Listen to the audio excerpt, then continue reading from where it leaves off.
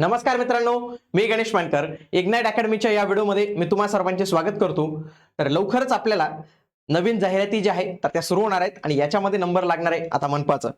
बघा, निवडणुकांच्या ज्या आचारसंहिता होत्या, मनपा असेल, नगर परिषदा असेल आणि झेडपींच्या असतील, या तिघांच्या आता संपलेल्या आहेत. जाहिरातींचा मार्ग आता मोकळा झालेला आहे. तर येणाऱ्या कालावधीत आपल्या छत्रपती संभाजीनगरमध्ये पुन्हा एकदा मोठी भरती होणार आहे.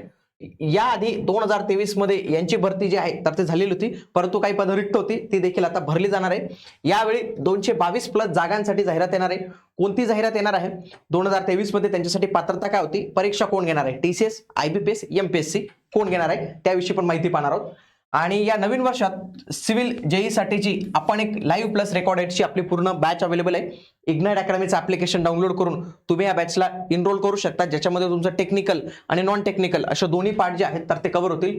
त्यासोबतच जर तुम्हाला तुमचं नॉन टेक्निकलसाठी जर जीएसचा बेस पक्का करायचा असेल तर त्याच्यासाठी तुमचे स्टेट बोर्ड चांगले असले पाहिजे.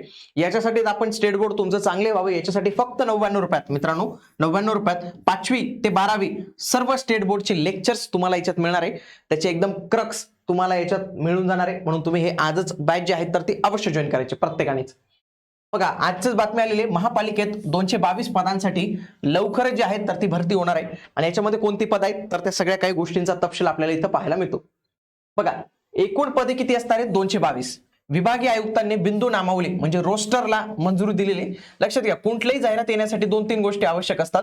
एक असतं सेवा प्रवेश नियम, दुसरा असतो आकृतीबंध आणि तिसरं काय असतं मेन म्हणजे बिंदू नामावली या काही गोष्टी असतात. आणि बाकी मनपाच्या बाबतीत विभागीय आयुक्तांची मान्यता आवश्यकता असते. लक्षात घ्या, सेवानिवृत्तीमुळे कायमस्वरूपी कर्मचाऱ्यांची संख्या घटल्याने आणि कामाचा ताण वाढल्याने ही भरती करण्यात येते. तुम्हाला माहिती आहे आता मनपाला मोठ्या प्रमाणावर जे आहेत तर ते कामं आहेत. बघूया, बघा, अग्निशमनची सर्वात जास्त असतील, किती 100 पद असतील. 222 पद आहेत, त्याच्यापैकी तर हे गेले. पुन्हा कनिष्ठ अभियंता, मे बी हा सिव्हिलचाच असेल, इथं त्यांनी उल्लेख नाही केलेला, पण मोस्ट प्रोबेबली हे सिव्हिलचंच पद असण्याची दाट शक्यता आहे. स्थापत्य अभियांत्रिकी सहाय्यक 24 पद, म्हणजे हे पण सिव्हिल ते पण सिव्हिल. यंत्रचालक 15 पद, स्वच्छता निरीक्षक 12 पद, रोखपाल 12 पद, अनुरेखक 9 पद, पशुधन पर्यवेक्षक 7 पद, उद्यान सहाय्यक 6 पद, उप अग्निशमन अधिकारी 4 पद, सुरक्षा सहाय्यक अधिकारी 1 पद. याच्यामध्ये बघा, हे कृषीवाल्यांना ही चांगली संधी बरं का. उद्यान सहाय्यक या पदावर 6 पदांसाठी जाहिरात. तुम्ही म्हणाल की सर आम्ही जिथं अप्लाय करू शकतो ते म्हणजे काय, लिपिक. हे लिपिकची जाहिरात येणार आहे का नाही? ऍक्च्युली ना, याची कोर्ट केस चालू आहे आणि या कोर्ट केसमुळेच थोडासा इश्यू होतो यांच्या. लिपिकचे काहींचे प्रमोशन झालेले आहेत, काहींनी केस टाकलेली आहे. तर अशा जोपर्यंत हा निकाल लागत नाही तोपर्यंत पदभरती करण्यासंदर्भात त्या खंडपीठाने म्हणजे संभाजीनगरच्या खंडपीठाने थोडी रोख लावून दिलेली. नाहीतर याच्यामध्ये तुम्हाला लिपिकची पण जाहिरात बघायला मिळेल. ज्या दिवशी हे हटून जाईल लिपिकचं पण तुम्हाला जे आहे तर ते लवकरच जाहिरात याच्यामध्ये पाहायला मिळणार आहे. मागे जी 2023 मध्ये ऍड आली होती त्याच्यामध्ये काय पात्रता होती मी ते तुम्हाला सांगतो. बघा, कनिष्ठ अभियंता स्थापत्य सिव्हिल वाल्यांसाठी काय होते, इथं पदवी म्हटलेलं होतं.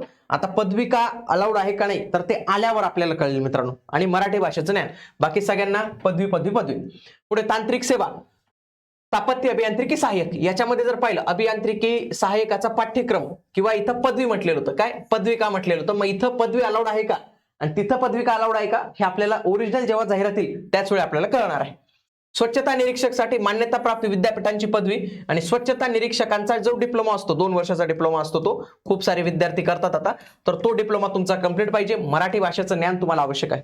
पशुधन पर्यवेक्षकासाठी लक्षात घ्या, तुमचं एसएससी कंप्लीट पाहिजे, पशुधन संवर्धनाची पदविका कंप्लीट पाहिजे, सोबत तुम्हाला 2 वर्षाचा कामाचा अनुभव तो देखील लागणार आहे. मेन सगळ्यात जास्त जे जागा येणार आहेत ते म्हणजे अग्निशमन विभागात अग्निशामकसाठी. तर याचा पण कोर्स मित्रांनो महाराष्ट्रात फक्त आपल्याकडे अवेलेबल आहे. 10वी पाहिजे, 6 महिन्याचा तुमचा कोर्स पाहिजे. ओके, आणि या सगळ्या काही गोष्टी तुम्हाला इथं पाहिजेत. बाकी यांना शारीरिक पात्रता वगैरे लागते. वयोमर्यादा ही 18 ते 38, मागासवर्गीयांसाठी 43 वर्षांपर्यंत फॉर्म भरता येतो. मागच्या वेळी जो एक्झाम पॅटर्न होता त्याच्यामध्ये बघा, कनिष्ठ अभियंता सिव्हिलला कसा पॅटर्न होता बघा, मराठी 15, इंग्रजी 15, जीके 15, रिझनिंग 15, म्हणजे 15 चोक 60, 60-40चा पॅटर्न होता. 60 नॉन टेकला आणि 40 हे तुमचे टेक्निकलला गुण इथं त्यांनी दिलेले होते. हे तुम्हाला लक्षात आलं का? तर या पद्धतीने बाकीच्या पण याचा सेम पॅटर्न जो होता तर तो 60-40चाच आपल्याला इथं पाहायला मिळतो मित्रांनो. आणि याची जर तुम्हाला तयारी करायची सिव्हिलसाठी, सीए साठी, जर आपलं स्पेशल एक्झाम गाईड नावाचं पुस्तक आहे, जे तुम्हाला ही जी सीए ची एक्झाम होणार आहे त्याच्यासाठी अत्यंत उपयुक्त ठरणार आहे. सब्जेक्ट वाईज आणि टॉपिक वाईज सगळ्या काही गोष्टी याच्यात आहे. तर या पुस्तकातून तुम्ही तयारी करू शकतात. सोबत जो नॉन टेक्निकलचा जो तुमचा भाग आहे 40 गुणांचा, तर त्याच्यासाठी हे पुस्तक फार अवेलेबल आहे. तर याच्यामध्ये चांगल्या प्रश्नपत्रिका दिलेल्या आहेत टीसीएस आयबीपीएसच्या, तर याच्यामधून तुम्ही चांगली तयारी तुमची करू शकतात. बाकी परीक्षा जी आहे टीसीएस आयबीपीएस यांच्याकडून होणार आहे, एमपीएससी वगैरे घेणार नाही. मोस्ट प्रॉब्लेमली आयबीपीएस जे आहे तर ते घेऊ शकते, किंवा टीसीएस जे काही असेल तर ते आपल्याला येणाऱ्या कालावधीत लवकरच याच्याविषयी माहिती जी आहे तर ते मिळणार आहे. भेटूया पुढील व्हिडिओमध्ये. तोपर्यंत जय हिंद, जय महाराष्ट्र, धन्यवाद.